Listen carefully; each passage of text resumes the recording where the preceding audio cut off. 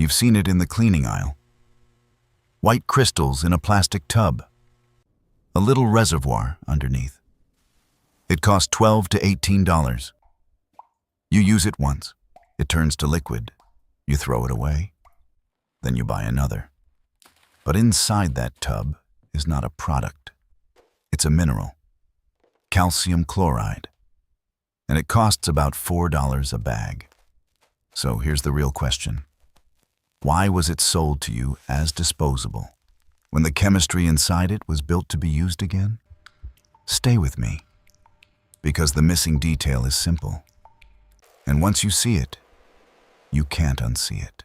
When a problem can be solved by a reusable mineral, the market can only survive by teaching you it's disposable. No villain required. Just incentives. The archive opens in a sealed room. A basement, a closet, a boat in storage. The air feels fine, until it doesn't. A damp smell that never leaves. A leather seam that turns green.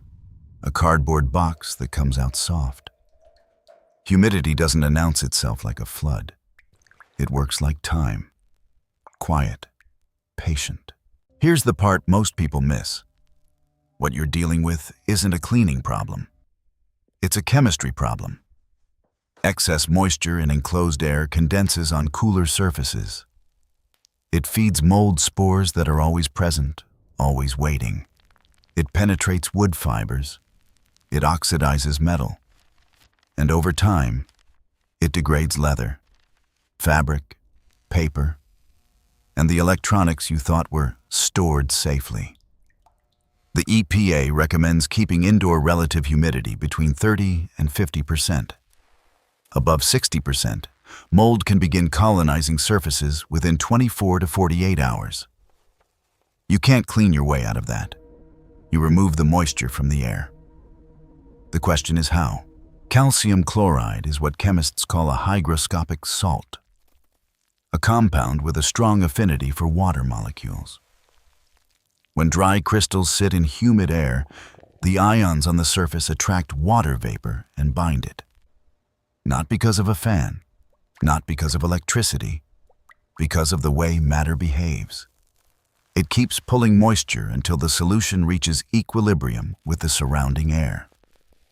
And in high humidity, it absorbs so much water that it dissolves into it. That process is called deliquescence. Now here's the number that changes everything. Calcium chloride can absorb moisture up to roughly 6 times its own weight. Silica gel, those little packets you save from shoeboxes, typically absorbs about 10 to 30% of its weight under similar conditions. Not the same category. So yes, this mineral works. But the more important question is what happens after it works. When the crystals dissolve, most people assume the material is used up. It isn't. The calcium chloride is still there. It hasn't been destroyed. It hasn't been spent. It's simply holding as much water as it can at room temperature. If you drive that water out, you restore the mineral to its dry, active state.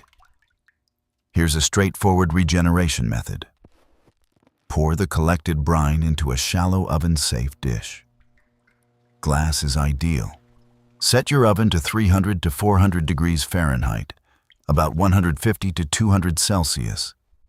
Let it heat for 1 to 3 hours. As the water evaporates, it exits through the oven vent. What remains is dry calcium chloride again. Let it cool completely. Store it airtight. Then refill your colander. You are not performing a trick. You are reversing absorption. 2 honest limits, because any real archive includes the parts people skip.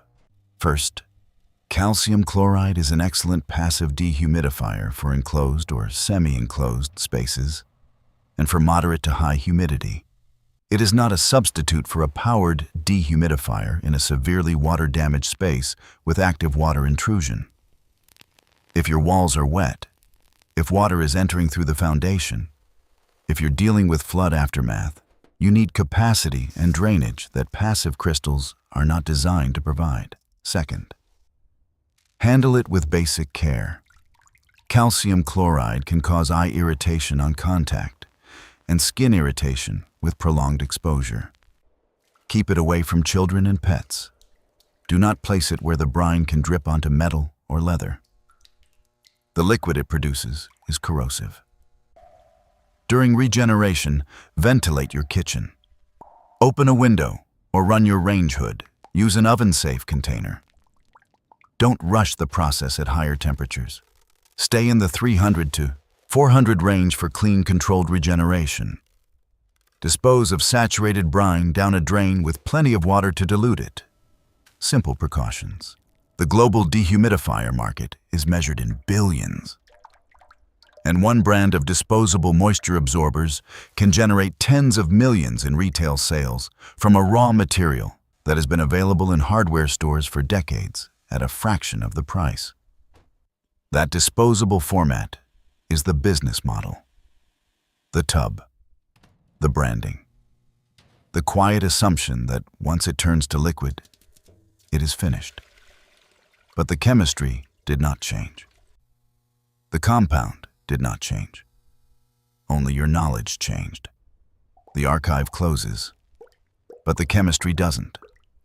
A plastic tub was never the solution. The solution was a mineral and a small piece of knowledge. If this kind of investigation deserves to exist, like this video, share it with someone who keeps fighting humidity. One last question. Where would you deploy your first dry vault? Your basement, your closet, or your storage unit? Tell us in the comments.